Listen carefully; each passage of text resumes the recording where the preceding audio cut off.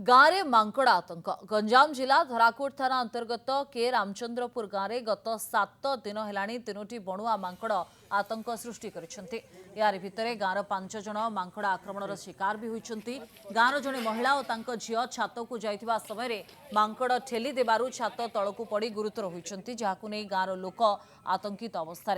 एने वन विभाग को खबर देबा परे बड़गड़ रेंजर नेतृत्व में एक ट्रांकुलाइजर टीम गाँव में पहुंची आतंक सृष्टि करुवा गोटे मांकड़ को काबू करिबारे सफल होइछंती। तथापि आहुरी 2टी मांकड़ गाँव में आतंक जारी रखिछंती।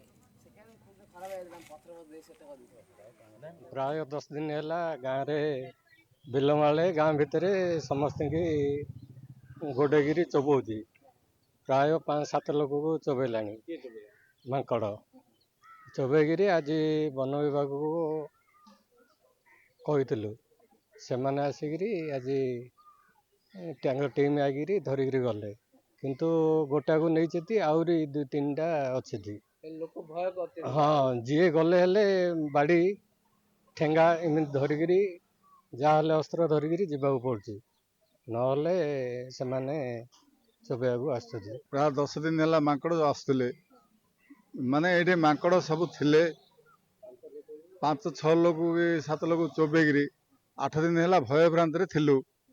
आज टीम आसिक मांकड़ गोटे धरी गले वन विभाग टीम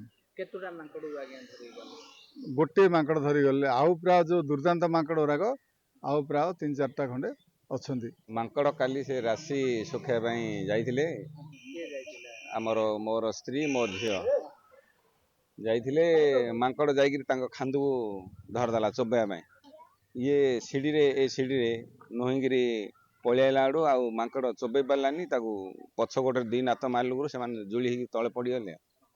हाँ माड़ हो टीच पड़ी 4टा 5टा आउ हाथ गोड़ विभिन्न प्रकार बथा माड़ हो।